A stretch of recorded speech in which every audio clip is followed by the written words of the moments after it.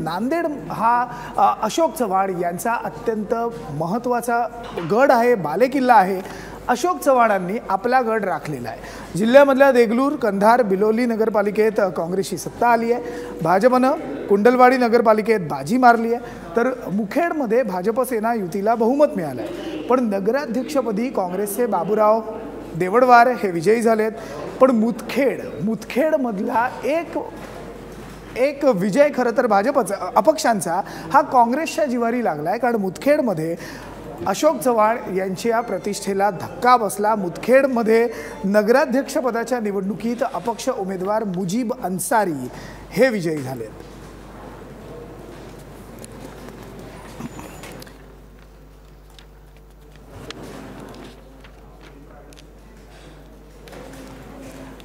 नांदेडची परिस्थिती आपण बघतोय। नांदेडमध्ये अशोक चव्हाण यांनी आपला गड राखलेला आहे, सत्ता कायम ठेवलेली आहे। पण मुदखेडमधला जो नगराध्यक्षपदाचा उमेदवार त्यांचा हरला, तिकडे त्यांना अशोक चव्हाण यांना जोरदार दणका बसलेला आहे। पण जसं आपण भंडाऱ्याची परिस्थिती पाहिली, तशीच आपण नांदेडची सुद्धा परिस्थिती बघूयात। बघा, नांदेडमध्ये कोणत्या नगरपालिकेवर कोणाची सत्ता आहे आणि कोणाचा नगराध्यक्ष आहे। धर्माबाद राष्ट्रवादी काँग्रेसकडे गेलेली आहे, नगराध्यक्ष अफजल बेगम या काँग्रेसच्या आहे। उमरीमध्ये जर आपण पाहिलं तर उमरीमध्ये 17 जागा होत्या। ही एक अत्यंत इंटरेस्टिंग गोष्ट आहे। 17 जागा आहेत उमरीमध्ये आणि या 17च्या 17 जागा राष्ट्रवादी काँग्रेसने जिंकलेल्या आहेत। नगराध्यक्ष सुद्धा अनुराधा खांडरे या राष्ट्रवादीच्याच झालेल्या आहेत। आजच्या दिवसातला हा एक पहिला निकाल होता जो आला होता आणि तो राष्ट्रवादीच्या बाजूने गेला होता। हदगावमध्ये 17 जागा सत्ता काँग्रेसकडे गेलेली आहे, नगराध्यक्ष सुद्धा काँग्रेसचे आहे ज्योती राठोड। मुखेडमधली परिस्थिती आपण पाहिली तर मुखेडमध्ये सत्ता भाजप सेना युतीची आलेली आहे, नगराध्यक्ष बाबूराव देवडवार झालेले आहेत काँग्रेसचे। पुढे आपण पाहिलं बिलोलीमध्ये सत्ता काँग्रेसची आलेली आहे, नगराध्यक्ष मैथिली कुलकर्णी या सुद्धा काँग्रेसच्या झालेल्या आहेत। कंधारमध्ये 17 जागा होत्या, इकडे सत्ता सेनेची आलेली आहे, पण नगराध्यक्ष या काँग्रेसच्या झालेल्या आहेत शोभा नलगे। म्हणजे सत्ता जरी आली असली तरी नगराध्यक्ष आज एकही सेनेचा होऊ शकलेला नाहीये। कंधारकडून कुंडलवाडीकडे जाऊया। भाजपची सत्ता आहे, नगराध्यक्ष सुद्धा भाजपचा आहे, अरुणा कुडलवार। मुदखेडचा हा जो पराभव आहे हा जिव्हारी लागला होता काँग्रेसच्या, कारण मुदखेडमध्ये सत्ता काँग्रेसची आली, नगराध्यक्षपदी मुजीब अन्सारी हे अपक्ष निवडून आले।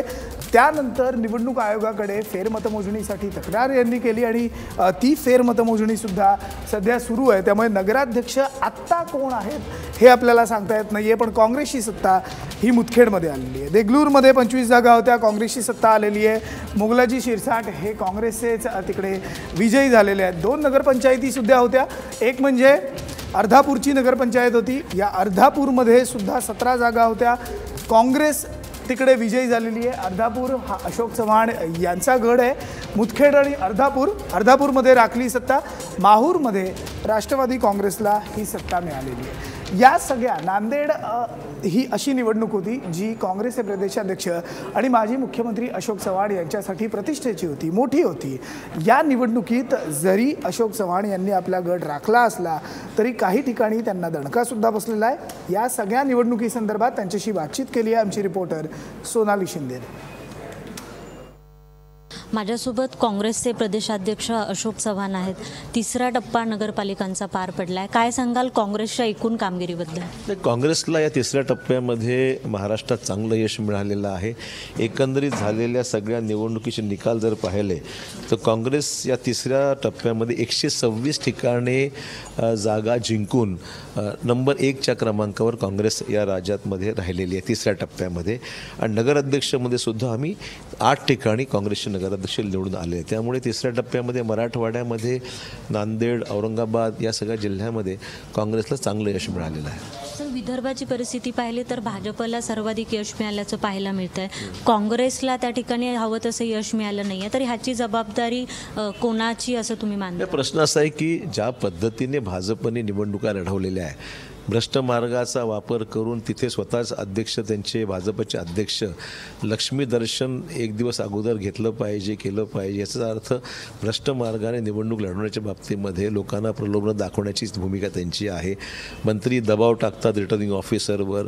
अप्रत्यक्षरित्या सरकारच्या सगळ्या संरक्षणामध्ये सगळ्या गोष्टी सुरू आहे. त्यामुळे भाजपला यश मिळतं हे नाकारता येणार नाही. सर, औरंगाबादचे जे आपले जिल्हाध्यक्ष आहेत त्यांनी राजीनामा दिला. त्यांचं म्हणणं आहे की पक्षाचा सपोर्ट नाही आहे, त्यामुळे त्यांनी हा राजीनामा दिला आहे. कसं पाहता याचं? आमचे औरंगाबादचे अध्यक्ष खूप मेहनती आहेत, चांगलं काम करतात. त्यांच्या 4 नगरपालिकापैकी 2 ठिकाणी यश मिळालं, चांगलं यश मिळालं. ठीक आहे, बाकी 2 ठिकाणी जागा येऊ शकल्या नाहीत आणि त्यांना प्रचारासाठी काही लोक अपेक्षित जाऊ शकले नाही. वस्तुस्थिती आहे. त्यांच्याशी बोलून मी नेमकं त्याच्यामध्ये कसा मार्ग काढायचा मी पाहिजे. पण हे मान्य आहे का की ती जी नाराजी आहे ती योग्य आहे? याबद्दल काय? असं मनुष्य जेव्हा काम करतो त्यावेळेस त्याच्या अपेक्षा असतात काही पक्षाचा. तो जे काही बोलतो ते पक्षाकरताच बोलतोय, त्यामुळे त्यांनी जे बोललं त्याबद्दल काही वाईट मला अजिबात वाटत नाही. उलट त्यांचं काय म्हणणं आहे मी स्वतः प्रत्यक्ष त्यांना बोलून घेईन आणि मग चर्चा करून मग निर्णय घेऊ. सर, शेवटचा एक प्रश्न. राष्ट्रवादीचे प्रवक्ते नवाब मलिक यांचं असं म्हणणं आहे की काँग्रेस या निवडणुकांमध्ये लढताना आमच्या विरोधात लढलं की भाजपच्या विरोधात लढलं हे समजत नाहीये, त्यामुळे आम्हाला कुठेतरी कमी जागा मिळाली. याबद्दल काय सांगाल? मलिकांनी अशा प्रकारचं वक्तव्य करणं हे चुकीचं आहे. उलट विधान परिषद या निवडणुकीमध्ये राष्ट्रवादीच शिवसेना भाजपशी त्यांनी हातमिळवणी केल्याची अनेक जिल्ह्यामध्ये आपण पाहिलेलं आहे. त्यामुळे नवाब मलिकांना कदाचित हे विसरले का मला माहीत नाही, पण त्यांनी स्मरणात आणलं पाहिजे की मागे विधान परिषदेच्या ज्या 6 जागा लढवल्या गेल्या त्या ठिकाणी काय काय घडलं हे त्यांनी आठवलं पाहिजे. काँग्रेस असं कधी करणार नाही, काँग्रेस करायची गरज सुद्धा नाही. भाजपकडून म्हणण्यात येतं की मुख्यमंत्री स्वतः म्हणतात की आमचं यश पहा काय आहे नगरपंचायतींमध्ये, त्यानुसार महापालिकेमध्ये मागणी करतात. तुम्हाला वाटतं भाजपला तेवढी मतं मिळतात? जेवढी हवा एक लाट आहे असं एक उल्लेख मध्ये केला जातो, काय सांग? ते लाट वगैरे असं काही कारण नाही. ज्या ठिकाणी जिल्हा स्तरावर सक्षम नेतृत्व काम करतं आहे, कारण ह्या लहान निवडणुका आहेत, त्यामुळे तिथलं असलेलं नेतृत्व जर व्यवस्थितपणे त्यांनी जर ते निवडणूक हाताळली तर यश मिळू शकतं असं दिसतं. आता जेवढे जे निकाल आत्तापर्यंत आले आहेत, ज्या ज्या जिल्ह्यामध्ये चांगलं यश मिळालं त्या ठिकाणी स्थानिक कार्यकर्त्यांनी चांगलं काम केलं असं म्हणावं लागेल. धन्यवाद बोलल्याबद्दल. हे होते अशोक चव्हाण. पण आता राहिलेले जे टप्पे आहेत तिथे नेमके काय होतं आहे आणि एकूण हा जो निकाल असणार आहे याचा एकूण प्रभाव, एकूण जागा किती असणार हे पाहावं लागणार आहे. मुंबईहून व्हिडिओ जर्नलिस्ट जितेंद्रसह सोनाली, महाराष्ट्र.